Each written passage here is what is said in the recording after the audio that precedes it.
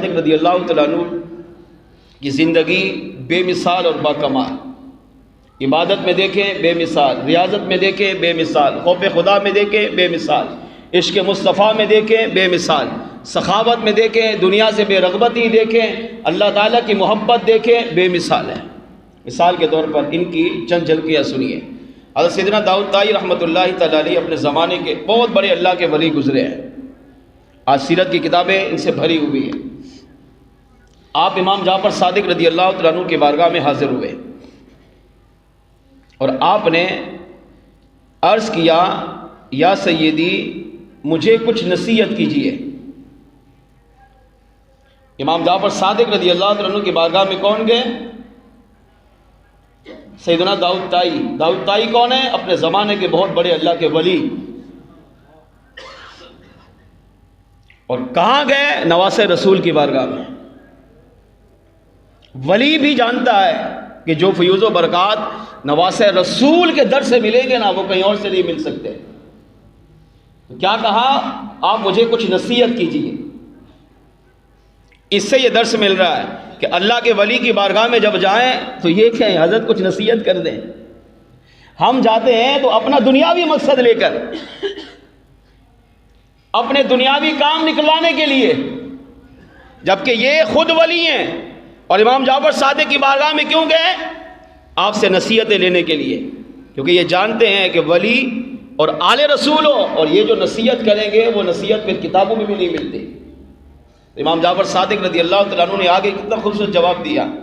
فرمایا کہ اے ابو سلیمان، یہ امام داؤد طائی رحمۃ اللہ تعالیٰ علیہ کی کنیت ہے. فرمایا اے داؤد، اے ابو سلیمان، تم تو خود ایک بہت بڑے اللہ کے ولی ہو، اور تم مجھ سے نصیحت حاصل کرنا چاہتے ہو. آپ تو خود ولی ہیں، آپ تو خود زاہد ہیں، عابد ہیں، دنیا سے آپ بے رغبت رہتے ہیں، آپ کے دل میں دنیا کی محبت نہیں ہے. یعنی آپ کے دل میں قبر، آخرت، فکر، قیامت کا خوف، ہر چیز موجود ہے، اور آپ مجھ سے پھر کہہ رہے کہ میں نصیحت کروں. آپ کو نصیحت کی حاجت نہیں ہے. کون کہہ رہا ہے؟ امام جعفر صادق. کسے کہہ رہے ہیں؟ زمانے کے ولی کامل امام ابو داؤد طائی رحمۃ اللہ تعالی علیہ سے، کہ آپ خود بہت بڑے زاہد، عابد اللہ کے ولی ہے، آپ کو عبادت کی حاجت نہیں ہے.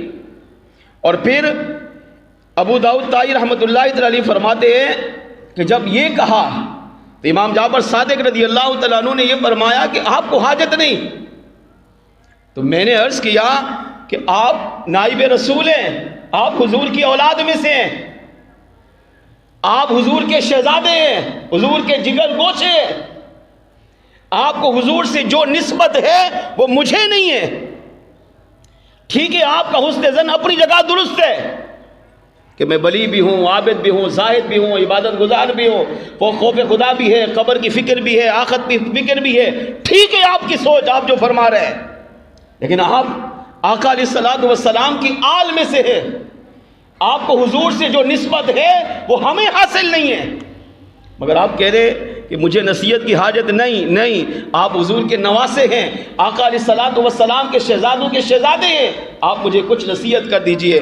داؤد طائی رحمۃ اللہ تعالی علیہ فرماتے ہیں جب میں نے پھر اصرار کیا کہ آپ کو حضور کا واسطہ، آپ حضور کی آل کا صدقہ، آپ مجھے کچھ نصیحت کیجئے، تو امام جعفر صادق رضی اللہ تعالیٰ عنہ نے فرمایا اے داؤد طائی، میں تجھے خود کیا نصیحت کروں گا؟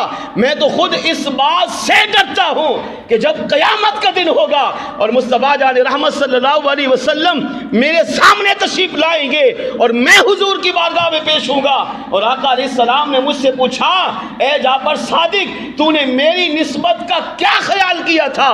تو اس وقت میں حضور کو کیا جواب دوں گا؟ میں تو اس بات سے ڈر رہا ہوں.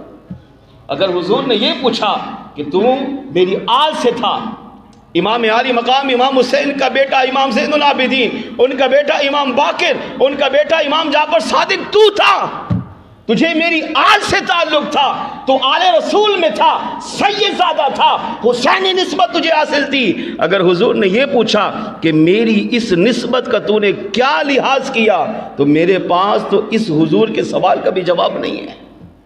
جب یہ کہا تو داؤد طائی رحمۃ اللہ علیہ فرماتے ہیں کہ آپ رو پڑے، اور اتنا روئے کہ میں آپ کو روتا دیکھ کر میں بھی رو پڑا۔ کہا مجھے تو یہ فکر کھائی ساری، یہ ان کی عاجزی ہے، یہ جنتی لوگ ہیں، جب نبی کی آل میں سے ہیں تو یہ جنت کے مالک ہیں، جنت کے وارث ہیں یہ لوگ، مگر سید زادے کو زندگی کیسی گزارنی چاہیے۔ امام جعفر صادق سکھا رہا ہے کہ حضور نے اگر یہ پوچھا کیا نماز، کیا روزہ، کیا حج، کیا زکوٰۃ، کیا صدقہ، کیا خیرات، یہ پوچھا کہ میری اس آل کی نسبت کا تو نے کیا حق ادا کیا، میں حضور کو کیا جواب دوں گا؟ اور اتنا روئے، داؤد طائی فرماتے ان کو روتا دیکھ کر میں بھی رو پڑا، اور وہیں بیٹھے بیٹھے اللہ کی بارگاہ میں ہاتھ اٹھا کر دعا مانگی۔ میں نے عرض کیا اے اللہ، ان کا گوشت، ان کی کھال، ان کی ہڈیاں، ان کا خون، ان کے جسم کا ایک ایک ذرہ مصطفیٰ جان رحمت کے نور سے بھرا ہوا ہے۔ جب ان کو اتنا فکر ہے، ان کی فکر آخرت اتنی اعلیٰ ہے، انہیں حضور کی بارگاہ میں حاضر ہونے پر اور حضور کے سوال کے جواب دینے پر اتنی فکر ہے، تو اے اللہ پھر تیرا یہ داؤد طائی، یہ اس کو کتنی فکر ہونی چاہیے؟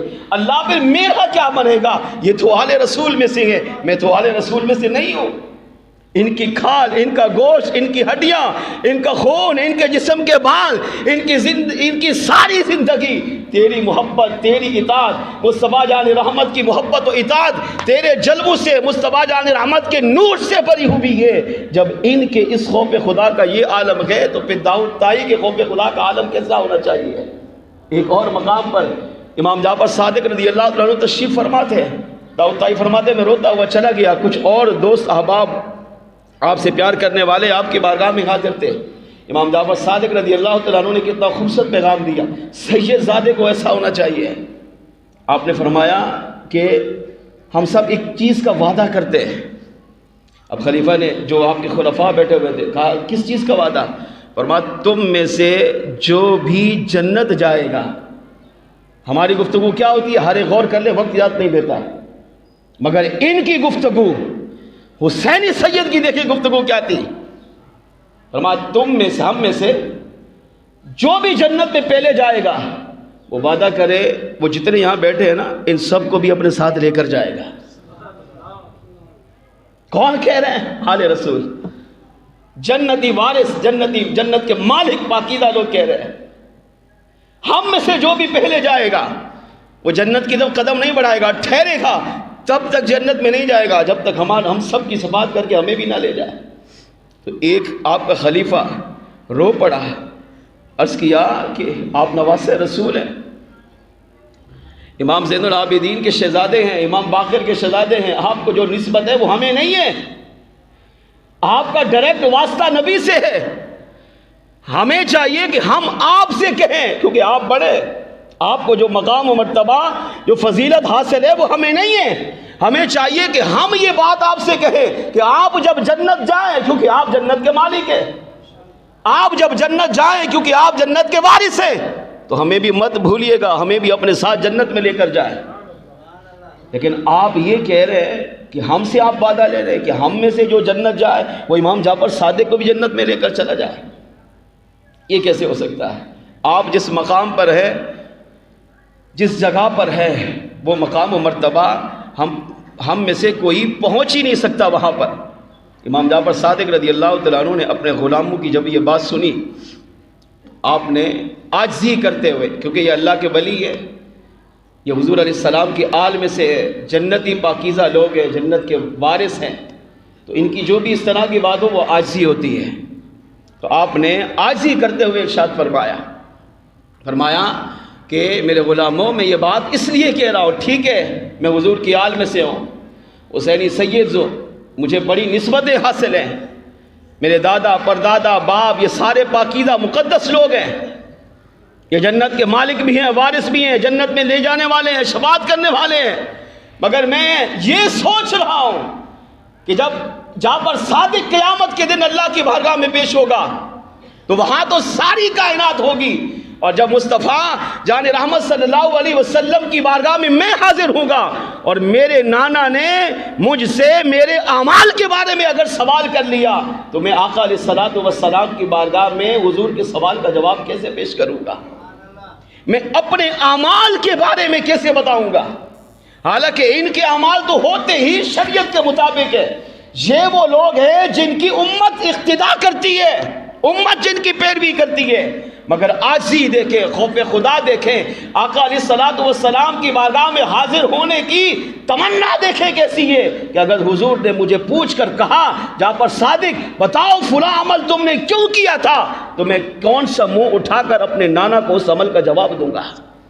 علماء نے لکھا امام جعفر صادق رضی اللہ تعالیٰ عنہ کی یہ سیرت بتا رہی ہے کہ سید زادے کو اس طرح زندگی گزارنی چاہیے کہ لوگ دیکھ کر کہے ہاں حضور کی آل میں سید کو ایسا ہونا چاہیے، لوگ کہیں نبی کی آل ہو تو ایسی ہونی چاہیے. اور امام جعفر صادق رضی اللہ تعالیٰ عنہ کی عاجزی بھی بے مثال تھی، اور آپ کا خوف خدا، آپ کا تقوی، یہ بھی اللہ کریم نے بے مثال بنایا.